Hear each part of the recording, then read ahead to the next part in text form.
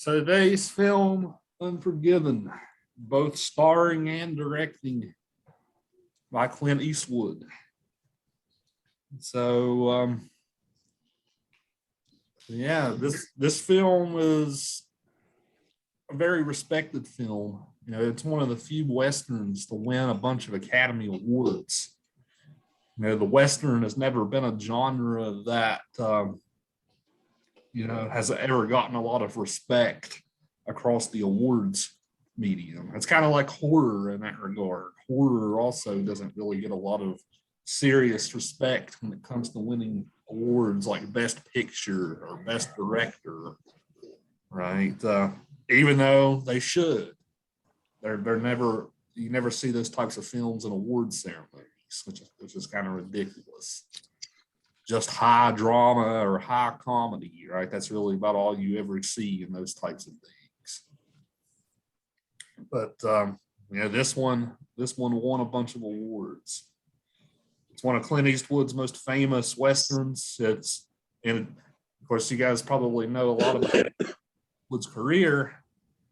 In the 60s, he did a lot of what were called spaghetti westerns over in Italy. You know, films like The Good, the Bad, and the Ugly, or For a Few Dollars More, or Fistful of Dollars. Those were films made in Italy, and that helped him create this character called the Man with No Name. Right? He was just like this cool, like gunslinger type. The spaghetti westerns were really stylistic. You know, they had lots of like funky music and stuff in them. Right? If you guys, I love them. I love spaghetti westerns. I didn't do one in this class, but great films, especially The Good, the Bad, and the Ugly. But that's what he made his career off of. He made his career off of these Italian westerns that they made very cheap over in Italy. And well, by the time he made it big there, by the time he came back to America, he started doing a lot of just different types of Western films over here. He kind of took over John Wayne's void that he left when John Wayne passed away, sort of being like the main Western star. But he also did a lot of sort of modern day Westerns.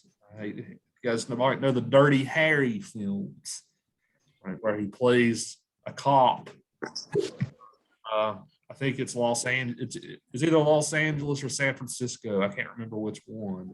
He plays a cop who's very gun happy, right? He's very quick through the truth. It's hard to make my day. You want to make my day, punk? Well, do you? I'm sick, and right now I sound like Christian Bale's Batman. Where is she?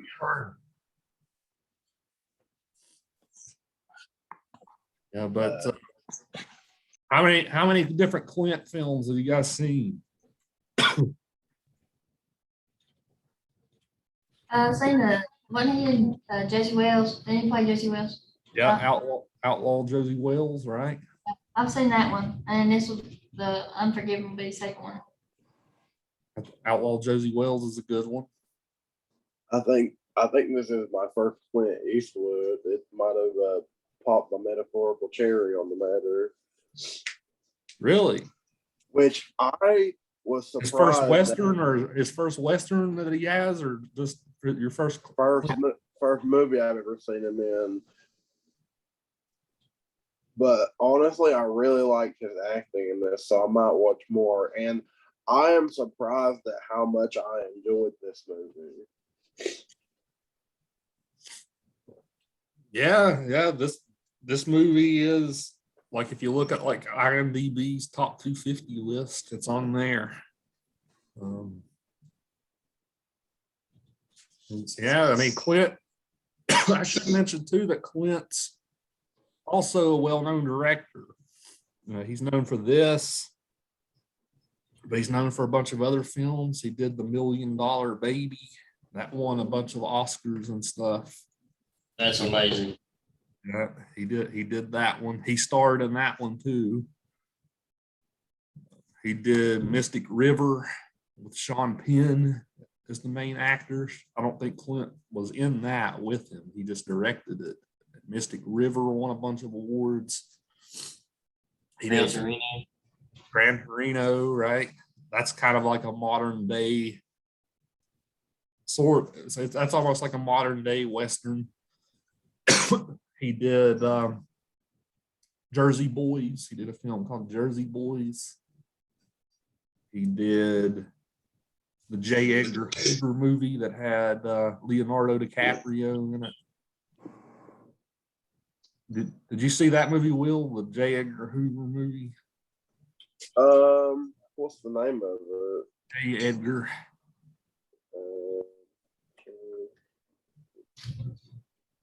It's a really cool biopic about J. Edgar Hoover, the FBI director from like the 40s and 50s.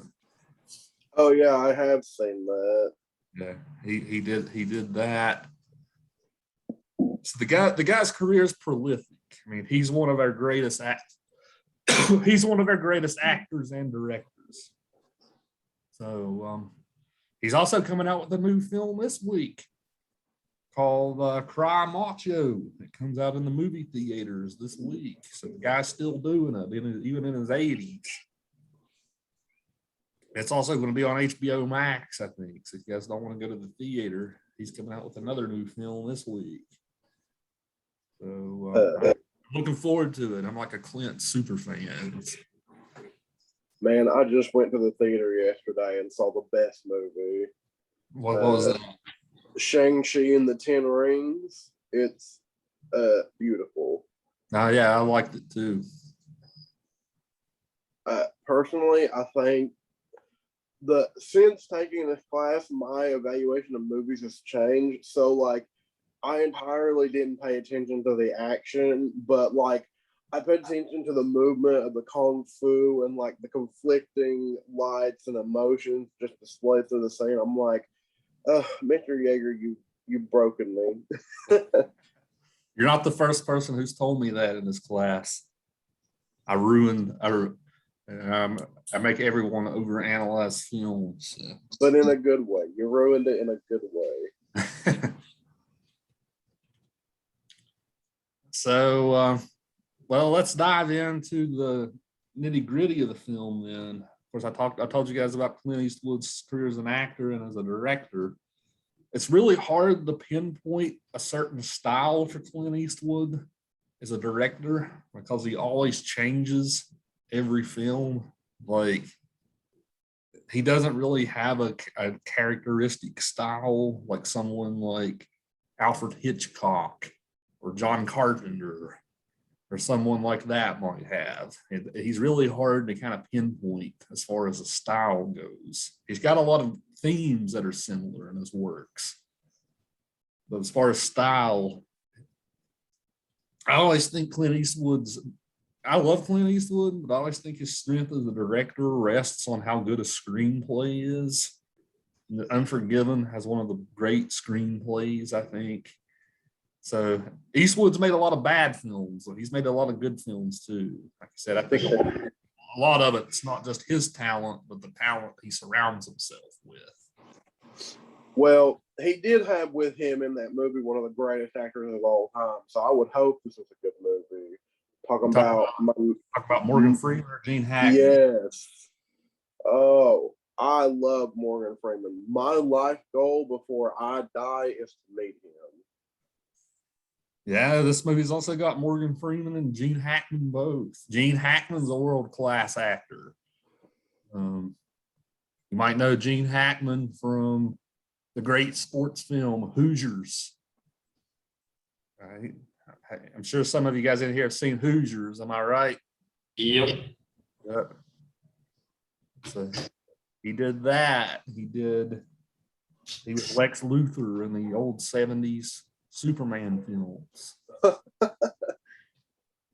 Right. He was no one's ever topped his Lex Luthor yet. So at least in the movie scene, right? Yeah, the one in the CW show is nothing to sneeze at. Yeah, the Smallville.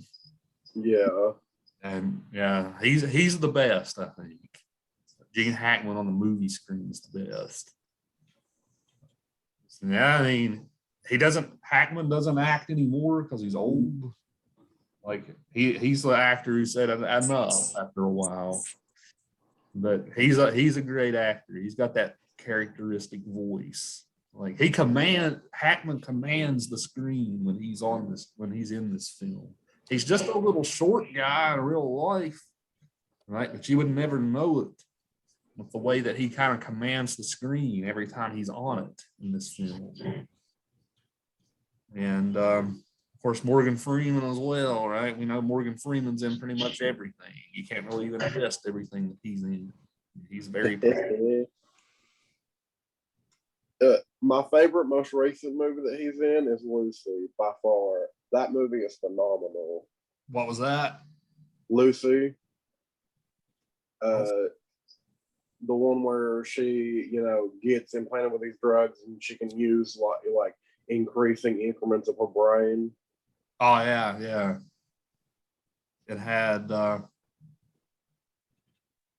what's her name? Black Widow actress Scarlett Johansson. Right? ScarJo.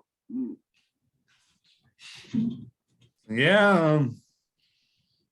So every time I teach this film, like it kind of flips the Western on its head, right? That's pretty much the best way to describe this. This is a revisionist Western. It flips the script about who's good, who's bad, all that stuff on its head. Desmond over there at Logan pointed out that this seems like a really nihilistic Western on the class. I think you're right. This is a very cynical Western in many ways. You want to talk about that? Yeah, sure. I think that's the best aspect of the movie, honestly. It's just it's what makes it stand out, Right. It makes it stand out from the rest of the pack in the genre, so to speak. Yeah. The rest that I've seen, yeah. It's, it asks more like the question of who's in the right and who's in the wrong. And like, there's no real hero, because they've all, well, Clint Eastwood's character is like the hero, so to say, but he has like a very dark past, It's like no character is really like the hero. I feel the exact same way because, like, I was watching it. I'm like, I honestly don't know who to be rooting for. Obviously, I was rooting for the prostitutes to get their justice, but like, I'm like, who's the bad guy here? Because it just seems like everyone's just trying to do their own thing. It's very weird. We don't often have a movie that has like multiple sides to it, like more than two, and you're like, which one do I go with? Because personally, I just didn't care. I just wanted the prostitutes to get the justice. Right. Yeah, I mean that aspect of the film with the prostitutes getting cut up and abused by these guys, right? It's hard to even not to see. Like this type of thing happens all the time, even today. Not necessarily with prostitutes, but with like sexual abuse, and then how guys kind of get off scot-free doing it, right? There's no justice. Right? I mean, we see this type of thing happening all the time, even today. What was that guy's name? Brock something, who pretty much raped the girl and got away with it because he was rich. You guys know who I'm talking about? Yeah. Brock Turner. That was his name. Turner. But the rich always get away with everything. I really like this movie. And one specific quote that I love that doesn't sound like it's empowering, but it is. But Strawberry, whenever she's talking about, we're women and we may have sex with these men and we may be whores, but we're not horses. They don't You can't treat us like animals. That at first I was like, that doesn't seem wrong. But the more I thought about it, that's very empowering to think about. And any woman is free to correct me if I'm wrong, but I feel like for her, that's her sense of like, I know what I am and I recognize that. I know what I'm here to do and what service I provide for the people. You don't get to disrespect me because I provide you a service. I felt like that was very empowering for her, to be like, I have control over my hours, my money, and who I sleep with. It's very a cool thing. But and this is another quote that I also put in my question response is like the dude who was supposed to guard the town or whatever, he's like, oh, boys will be boys, essentially to a woman being murdered. Right. Yeah, I mean, sheriff in the film is he's judge, jury, and executioner, right? That seems to be where his villainy might perhaps come into play here, right? He's the law in all aspects. So that corrupts the guy. I mean, it's pretty easy to see, how much that corrupts him. And you're right too, right? He compares these women to horses, right? He makes the guys who do that to the girls give up their best horses, right? That's the punishment that he gives out, in addition to a little whipping. So yeah, I mean, he sees women as commodities or property. He note here in the film he's not married, right? He's trying to start this domestic life and build his own house and all that, right? But he's not married. So that's interesting. Yeah, that's the type of man I would have loved to have seen get castrated. Right. Yeah, the marriage is an interesting theme in this film, right? Because we learn that William Money was married, right? So it took his wife to civilize him, right? His wife turned him from this gunslinger to a farmer, right? This nice farmer guy. They have kids together. We learn at the beginning of the film, though, he's not very good at it, right? He's literally like rolling in shit at the beginning of this film. So yeah, we're talking about the women in the film, their role, like they set this whole plot in motion. We talked about it's hard not to see that this type of thing today. But let's kind of take a character by character analysis here and see what you guys think. Since we're on the subject of Little Bill, let's stay on him for now.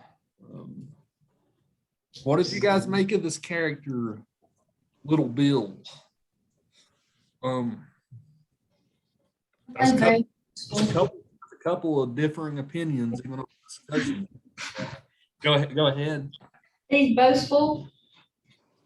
He's like, because I don't know, I didn't really like the movie, but he, like, when he was talking to the writer the whole time, and I forgot what was the English guy's name? Was it English Bob? Yeah, he was, I don't know, it was like, he's got all these roles, but he doesn't really want to take care of anything himself. But when he does, he wants to brag about it. So I think he's kind of two-sided about that. Yeah, I think you're definitely right. He is extremely boastful, right? What you're kind of leaning us in an interesting direction. Like you're talking about how he's tries to create his persona and stuff. Like a lot of this movie is about the construction, like the construction of these Western stories, right? Like who's the hero, who's the villain. This writer character that kind of follows little Bill around after he leaves English Bob. He's the person who creates these myths, right? So you can kind of imagine, like, with the way little Bill props himself up, right? He's trying to make himself look good for all of history after that, I suppose. This movie's about writing history, right? Just as much as it is anything. And that's something that I think the movie did well, because he's definitely an impactful character. But here's something that I want to say. He's not impactful because of his character. He's impactful because of the character he tries to create rather than the character he is. And that was something very interesting, because I can guarantee that, Pausa non grata, before the movie starts, I'm sure he was just some small town sheriff, but has the saying go, absolute power corrupts absolutely. And sheriffs back then did have a huge portion of control in a town. That power will always go to your head if you're not careful. And I think that's something that also has to be looked at from his perspective, because you can't be a sheriff in a town where you seem weak and helpless. So even to display confidence is better than to be a weak, ruler, essentially. Right. Yeah. If you show any sign of weakness, people are going to intrude on you when you're like an absolute dictator almost. Right. So every move he takes is a move to protect his own power.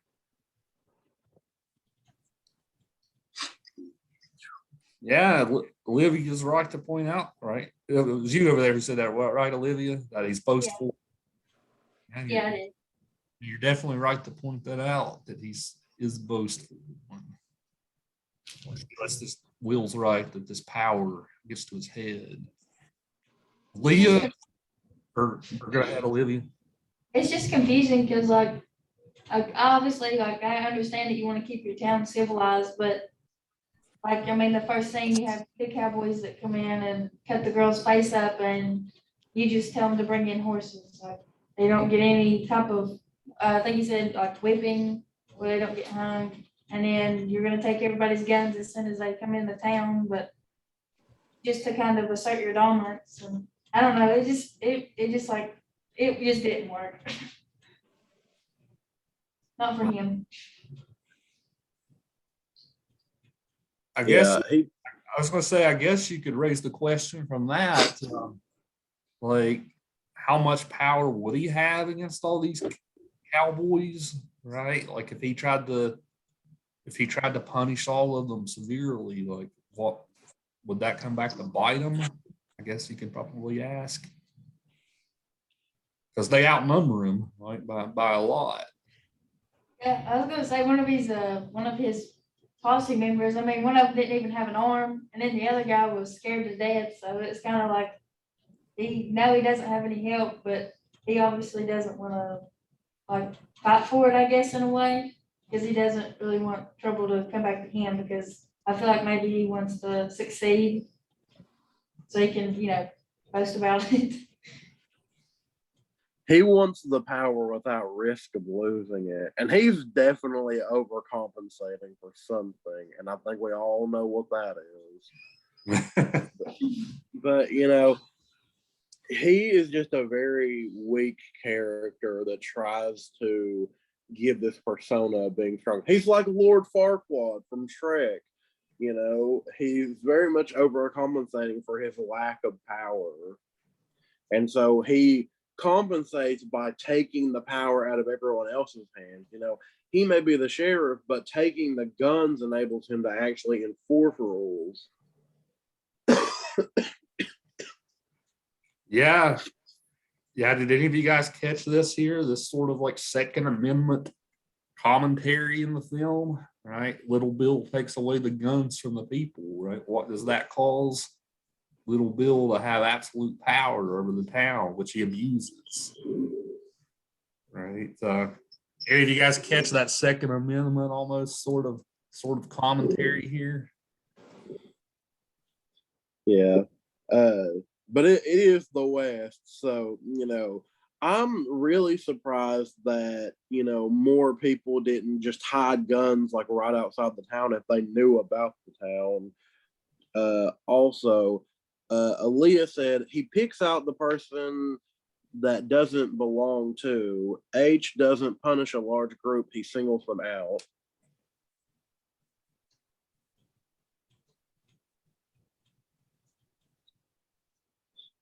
That's a very good point, Aaliyah.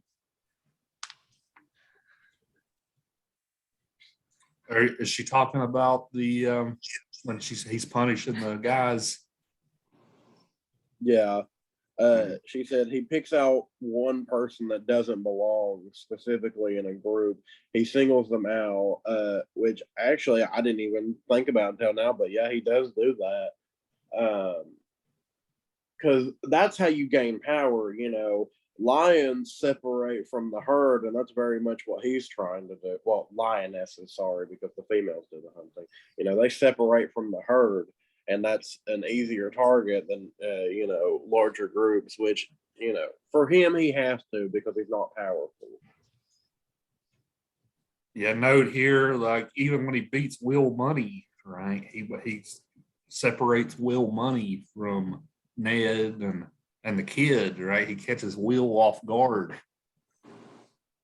while he's sitting in the bar.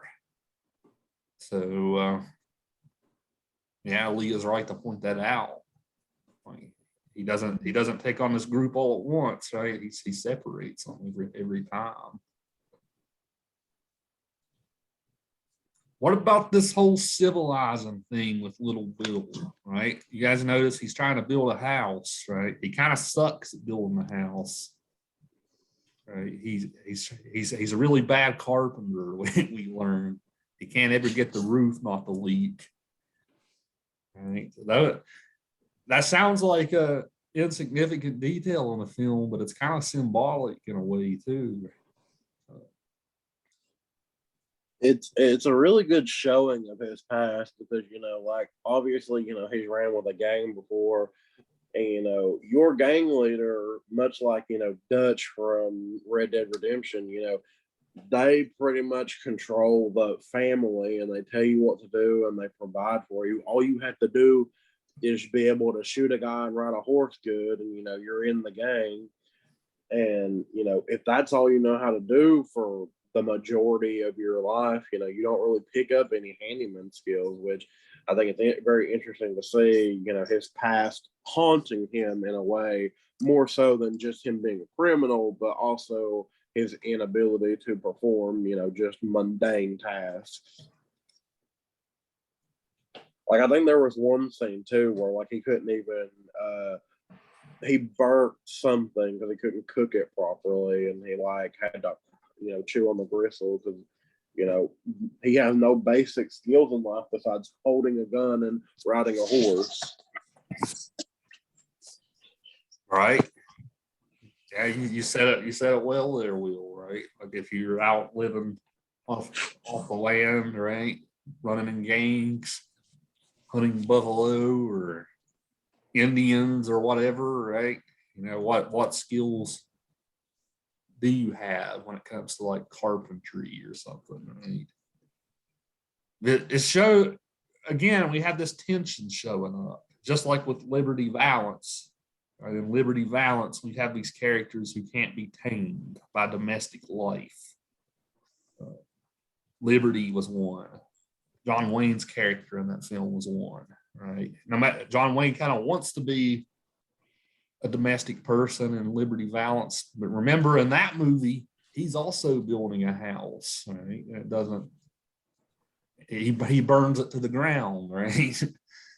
Right? So building houses for these types of characters, right? They're conflict over should I stay uncivilized, or should I get with the times? Will Money does the same thing, right? He has this house at the beginning of the film. Like I said, he's literally rolling in shit, right? And he's very clearly bad at his job of being a farmer at the beginning of the movie. I think this is just my personal opinion about the movie, but I think building houses for them is like their way of like showing that they're stable. Because like even now we have like boomers saying like, "Oh, why don't you own a house?" Like because for them that's a status symbol of like I made it in life. I own my own home. I may have a $12,000 a month mortgage, but who cares? I own a home. Instead of doing what people now rent. And it's very much seen as like, or used to be seen as like this point of like stable, and it's like, oh, you're well off because you own a house. And I think that they're trying to emulate that, but poorly, because they don't really know what it's like to be civilized.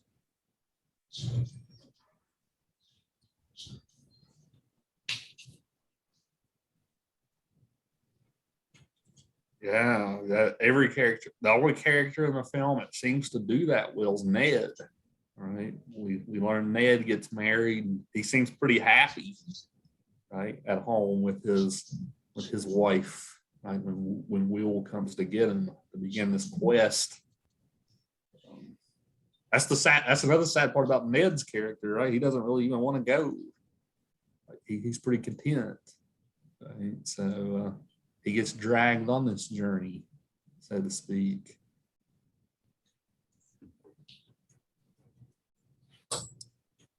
So that's little Bill. Let's segue over to Will now. Will Money. And we learn from the opening credits. The opening credits give you so little but so much about this character. They kind of ground you in this character. That talks about how he's a vicious man, right? He's a killer of women and children, right? Then we get this helpless guy, right? He can't farm. He can't even get on a horse, right? Right? He seems like the contrast to what the film's opening credit paints him as. But a lot of you guys wrote about Will Money on your posts. Let's see here. Well, not many of you wrote about him. Keegan, you were the main person that wrote about Will Money in the film. Especially, I loved what you said about how alcohol to him is like a video game cheat code. Right? You want to talk about that? Well, like you said at the start, you see him and he's rolling around in shit. They say he's a killer, but like the kid comes up, I forgot his name, but the kid comes up and he's kind of like over talking William Money, and you're like, there's no way this guy's a killer. And then later on, he goes through, and then Ned dies, and then the alcohol, and then that's Will Money right there. The alcohol is a cheat code for Will Money. He goes in there and he just slays them out. Nobody can hit him. It's kind of crazy. Right. Yeah. The alcohol turns him on almost being superhuman. Right. All you got to do is get the man some damn alcohol. I was watching that and I'm like, this is very reminiscent of the way of the Drunken Fist. Like, I don't know if anybody's ever seen that. Oh yeah, I know what you're talking about. Yeah, that's a perfect. Which I found it hilarious. I'm just like, because you see that archetype in a lot of movies. Like, character gets drunk and they become like better. Like, there's one scene in one of the Deadpool movies where he's getting kind of inebriated, and he's just absolutely just whatever, just not taking any hits, even though he can regenerate. But I just find it very funny whenever stuff like that happens. Perfect example is in Naruto, but not a lot of people watch anime. I'm gonna actually link that to you, Mr. Yeager. Yeah, I mean, alcohol comes up because we learn about violence in film, right? All these other westerns we watched, well, somewhat violence is the films I picked weirdly aren't that don't glorify violence that much. Like High Noon definitely didn't, right? High Noon didn't glorify violence. Liberty Valance didn't really either, right? So a lot of the films I've picked weirdly don't glorify violence that much, like a lot of westerns do. But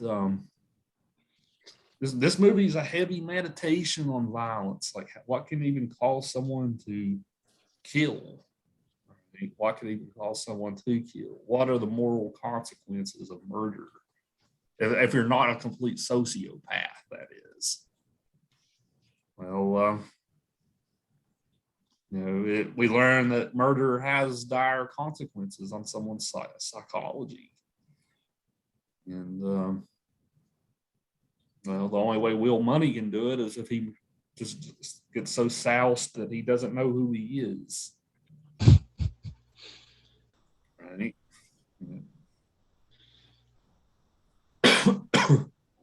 We see that beautifully. The best scene in this film, I think. One of you guys wrote about that. It was Kaylin. Kaylin, you wrote about this scene. I don't know if she's Kaylin here. Well, damn, she wrote about the scene. She's not here. She wrote about this scene, and that's the great scene after the kid kills for the first time. Right? We learn that the kid, is just full of shit the whole movie. Right? He doesn't know. Right? He boasts and brags like, I'm a killer. I'm a bad guy. All right. That's my impression of him. I don't know if it was successful. Don't steal my apple orchard.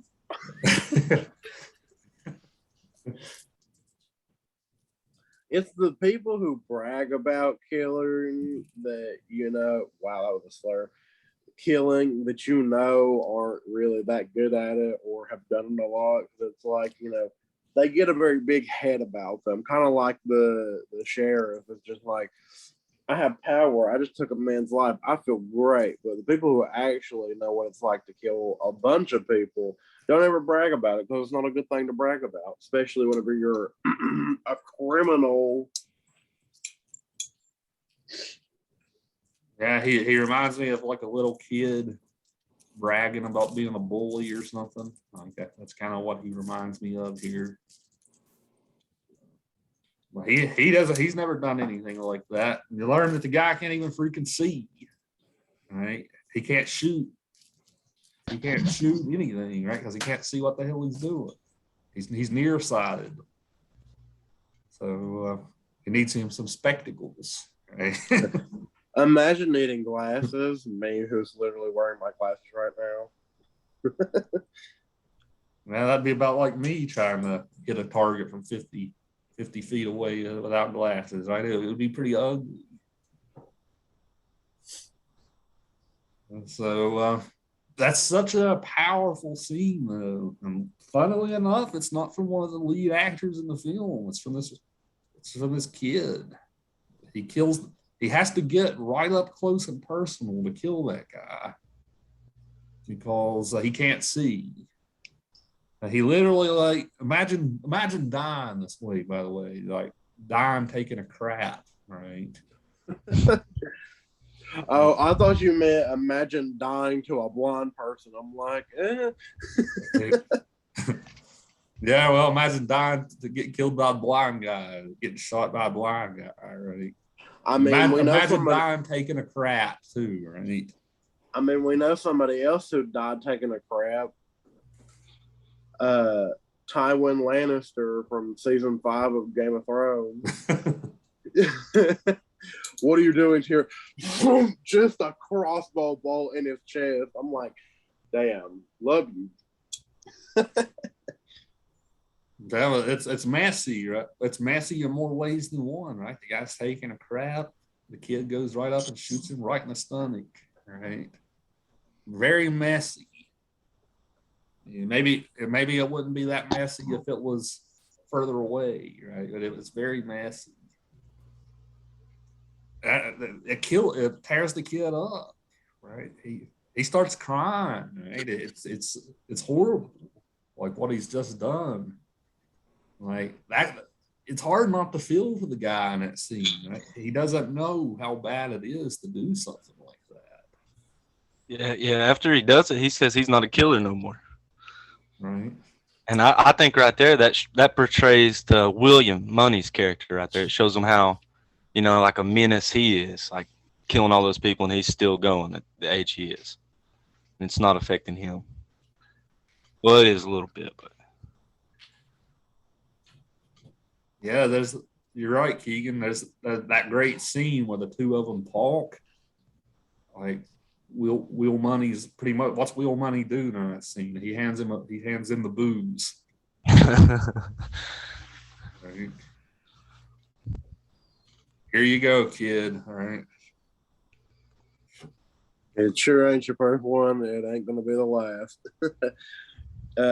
I think that's the difference between the two of them. Is like, we have one who's very experienced and one that isn't. But I feel like the difference between an experienced and a non-experienced killer is desensitization to killing. And I think Money has learned that better than, the kid. Which, usually I would justify that in being like, it's me or him, in like a duel or whatever. But like, he really didn't have to kill him.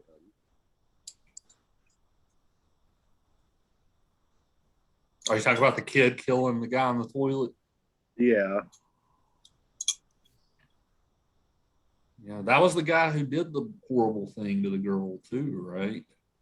So. Yeah.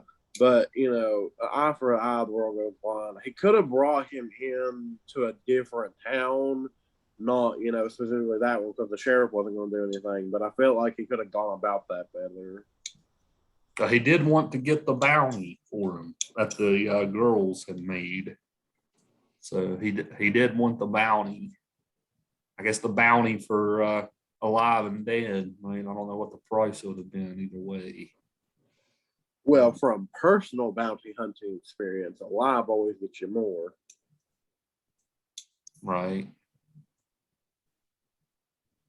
Maybe not for those women though. They wanted justice. Yeah. What did they offer? Like $1,000? Yeah, think about how much money that would have been back then. A lot. Yeah. God.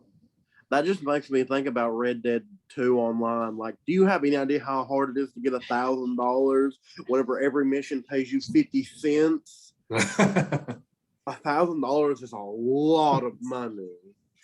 But like for prostitutes, that's nothing. They get paid a boatload. But can we do a character analysis on Strawberry, because it's getting a little later? Yeah, go ahead. I personally love her character because, or at least I feel like she's like the head of the girls. She's the one that we're most introduced to and really have a relationship with. She's a strong woman, and personally, I'm really surprised that she didn't Annie Oakley, on these two cowboys. Like, I'm really surprised she didn't go out, buy her a gun with her, evening wage, which she could have totally afforded, and just went after these dudes.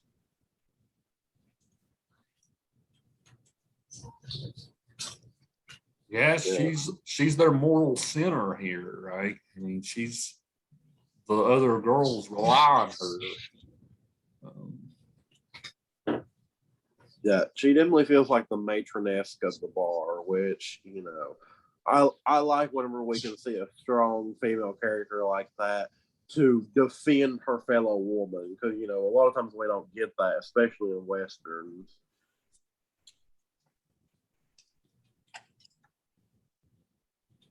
Right? They help nurse Will Money back to health right after the whole beatdown incident. Right. So,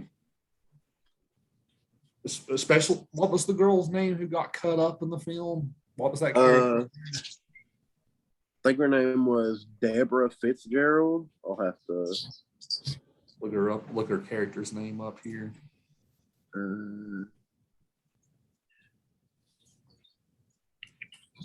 Delilah Fitzgerald, I think it was. That's the character's name or the actress? The character's name. Yeah, Lila in the film has an interesting role, right? Because after she gets her face cut, she's definitely desexualized, right? She's after that, she becomes almost this angelic type presence in the film. Like, did any of you other guys get that? That she, like, once she gets her face cut, she kind of transcends being a prostitute, right? She becomes almost angelic in a way. Am I overreading that? Her personality definitely changes because she's not having to be as seductive. So I think, and like an interesting part of her backstory, you know, she was an orphan that the brothel took in, and you know that's the life that she knows. But I think not having to be a prostitute, she's, you know, able to be a little more innocent and doesn't have to be as seducing towards men as she normally would have to be now that she doesn't have to worry about it. But I love how funny the start of this movie is. Just like, we're gonna kill a girl because you make fun of my penis. So I'm like, I love that because that's so true to real life. You're not wrong, Will. Those inferiority complexes cause a lot of problems, right? Yeah. Just look at all the wars that America's been in because we had to. Was one of you guys in Logan going to say something a second ago about that character? I saw the screen light up. I think our Wi-Fi's messing up, actually. What was you going to say? Oh, we were all just like discussing the scene. Oh, Like, was quietly. it? Yeah, we were just talking about how it was crazy. Which one? About him cutting her. All right, yeah. That's a very uncomfortable scene to watch, right? Yeah, I don't like it. Scary sharp objects, man. I got a phobia. I don't like it. All right. Yeah, I mean, what type of film starts out punching you like this right in the face, right? With this type of like horrible like sexual violence. Right? It's a hell of a way to start this film off.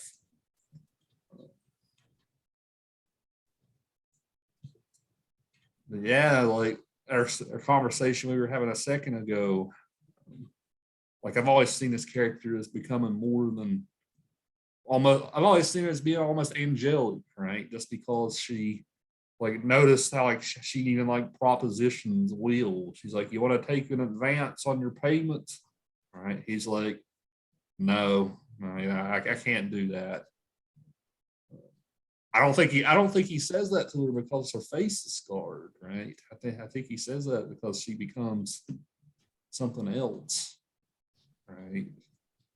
I don't know if I'm making sense here.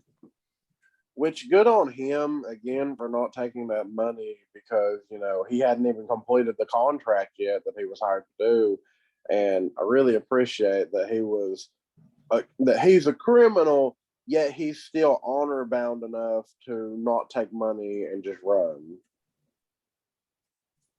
But I also do feel like that was him controlling himself because I feel like if he had gotten the money, he would have run given his past.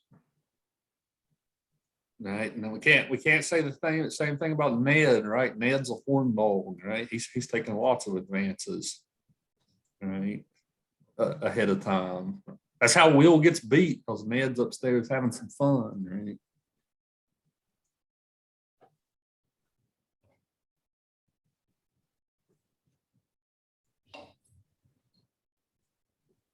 So yeah, I mean, it's a super interesting film. All these characters, all these layers. The Will Money gets away with it at the end, right? He slaughters this whole town almost like Jason Voorhees, right? He slaughters everybody. We learn that he eventually goes to San Francisco and becomes, what was it, a dry goods salesman or something like that. That's what the ending credits tell us.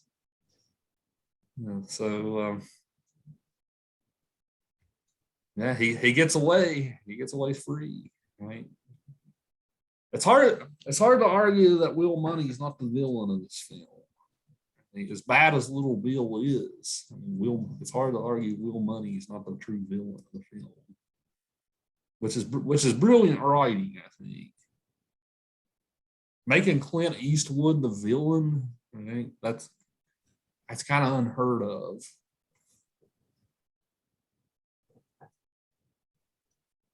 And making him the villain of his own movie as well. What a shame. Yeah.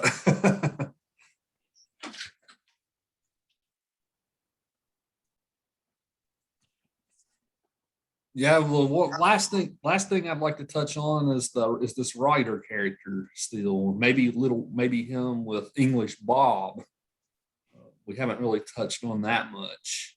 We briefly did. But what'd you guys make of this writer character, especially? Like this is a similar theme to Liberty Valance, right? Because remember in Liberty Valance, the guy who was running the media was kind of like shaping the narrative about the creation of the West, right? And the civilizing of it, right? The myth, right? When the legend becomes myth, print the legend, right? We broke all that down last week. Well, here's this when the legend becomes myth, print the legend, right? We see this again showing up with this character. What'd you make about how does this work? Like we have English Bob and then we have Little Bill that this guy's following. And then at the end, he wants to follow Little William Money. Right? He sees this story actually true. That's true now. Right? With William Money at the end. William Money's like, no, get the hell away. Okay, but we have a whole character here who seems to be about legend and myth and all of this. We learn English Bob's kind of full of it, right? More ways than one. So I don't know. Any thoughts on this character, especially the writer and English Bob, legends and myths, and all that?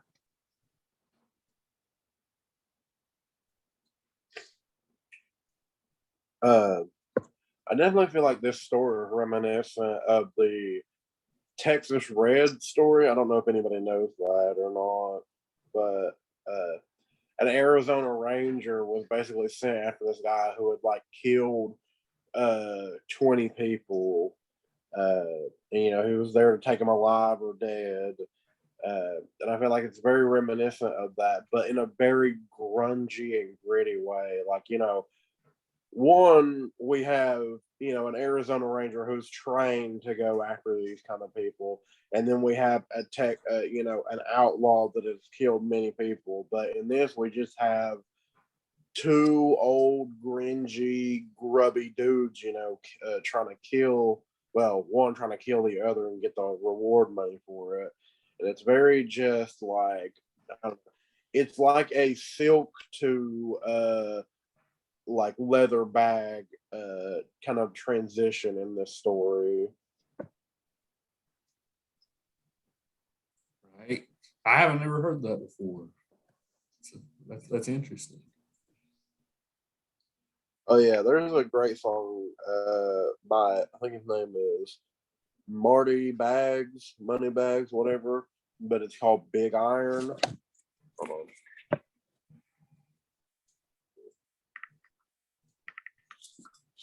Yeah, by Marty Robbins, Big Iron. I think you'd like it considering the topic of westerns that we're on right now. That's good. Keegan, I know last class you and I had a good conversation about when the legend becomes myth, print the legend, right? You have any thoughts on how that works this time? I think probably about the same way here. Because I mean, how do you get the future out if you don't, have one of those editors, finding out what's true or not. I don't know. Kind of that aspect. Right.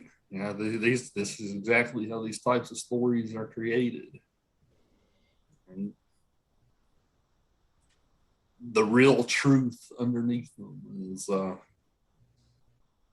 something completely different entirely. But the last editor was way better, though. I like Mr. Peabody. Way better.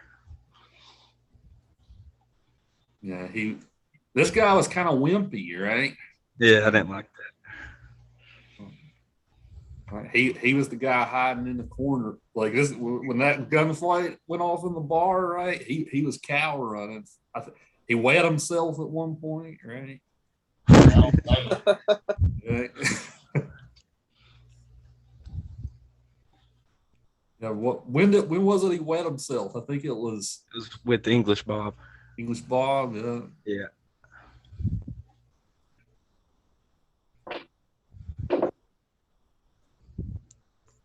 Yeah, he's not the ideal man here, right? But yeah, even at the end, he's begging William Money not to kill him. Right? I'm surprised William Money didn't, frankly.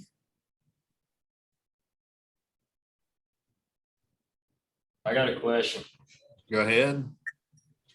I know it's a long shot, but before we leave the topic of westerns, is there any way that you would screen share that, show the class that video before we leave? Yeah, I can do that. It's like a 10-minute video, and I promise you, it's hilarious. No, I'll do that. We'll do that Thursday as we close it out. Sounds like a good deal.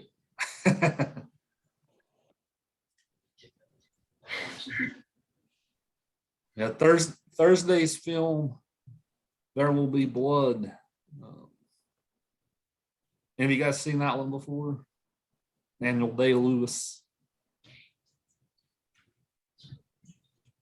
Now, do we have to bring our own boxing gloves for this movie? What is it? I said, do we have to bring our own boxing gloves for this movie? Like, how are we going to get to meet in person? Because if there's going to be blood, I'm sorry. I just like making stupid jokes. Yeah, better bring the hand sanitizer, right? I just want to say also, happy late birthday. Thank you. We found out that it was yesterday, so we just wanted to say happy birthday from Logan. Oh, happy birthday, Shag. I didn't know. Yesterday was number 34, so I'm getting old. Shaquille O'Neal. I'm getting up there. I found out that I have. I've got a really. I used to wrestle in high school. When I was in high school, I got a really bad knee injury. So now, like, I've got like arthritis in my knee. So now I feel older than 34. I feel you. I'm 20 with gout. Mm. How was your performance in the Southern Biscuits game? I was 1 for 3. I hit a double. Hey, let's go. That's good. Yeah. Yeah. Yeah, I hit a double and scored and hit an RBI too. So, Hey, let's go. Stat pad. and I showed them up there in that one. Yeah. We almost won. You know, we think we really did win. I heard y'all got cheated, is what I heard. We did. The cops invented a run. Right. And nobody really like took good score. But like if you go back and watch it again, like we really scored more than them. I would have raised hell. Yeah. Now they of course, go figure, right? They like to invent things like tickets, right?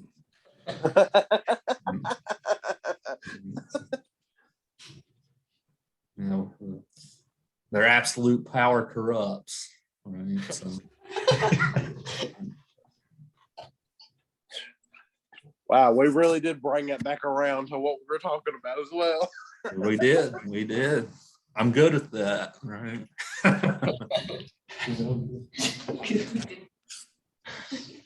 Oh, and Mr. Yeager, I figure I should tell you, I do not have COVID. I got tested, and I just have a head cold. Excellent. So, I've had a lot of my students come down with it. It's pretty bad right now. Very important question. Somebody say something just now? Yeah, is our English, like our English assignment for last night, was that supposed to be 700 words? Are you talking about the Lissa Strada one? Yeah, the play, the response to the play. Yeah, About 500. okay, good, because that's what I did. You're good. All right. I like how she asked if she was gonna go back and be like,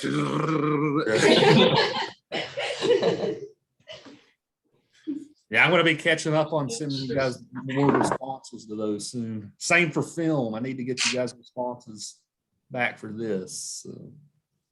But for the most part, you guys are doing pretty well because notice how I'm bringing in a lot of your comments in the class. So. I always do mine the night before. Lots of times I get them up late, but the one for Thursday is already up. Yeah, I know. I email you about it because I'm worried. I'm like, oh my God, please let this be up before class tomorrow because I have such a bad sleep schedule. Oh, and this is the other thing I was going to tell you, Mr. Yeager. Cruella just came available for everyone that just has Disney Plus, and it's not a premiere streaming anymore. I watched it Sunday. Wonderful movie. I think you would love it. I saw it in theater. I like it. Oh, it was so good.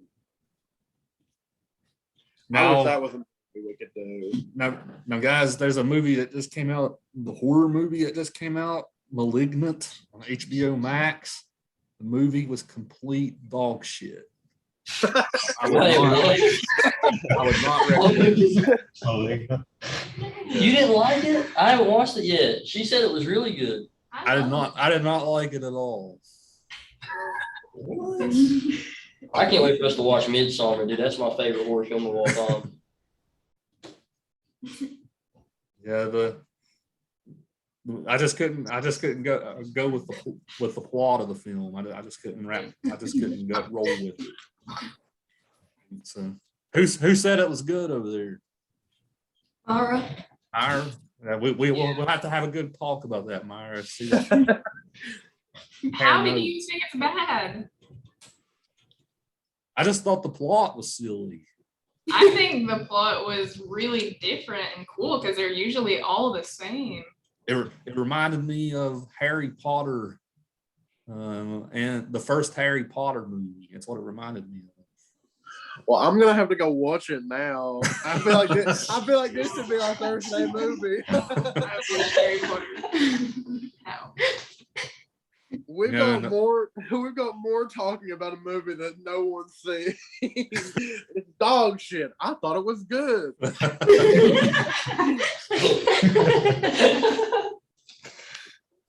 movie analysis is subjective, right? Beauty is in the eye of the beholder, but I'm your professor, so agree with me. No, if I'm not a tyrant. I would never force anyone to agree with me. I'm sure we've all had one before in class. Hmm.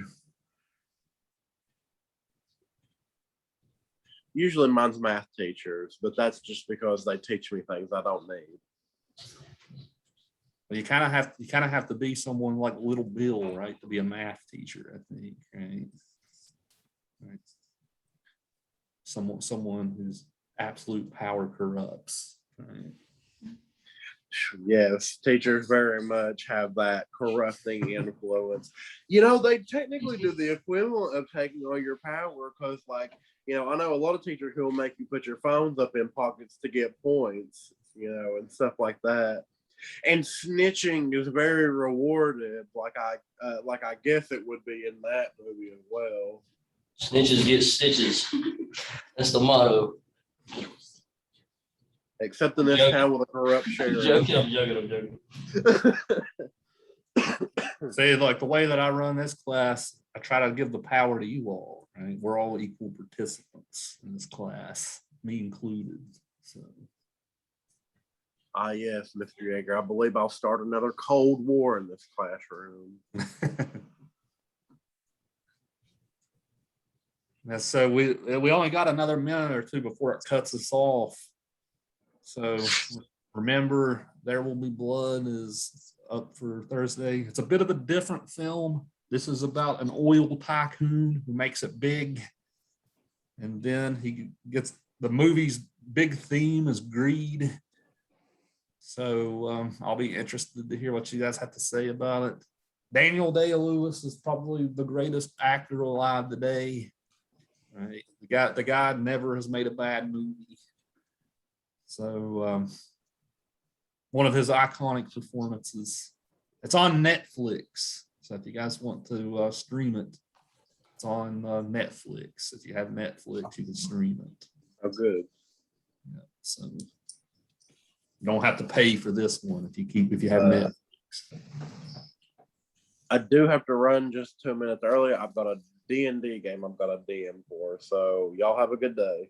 Yeah, we'll see you guys. We'll call it a day there. So we'll see you guys next time.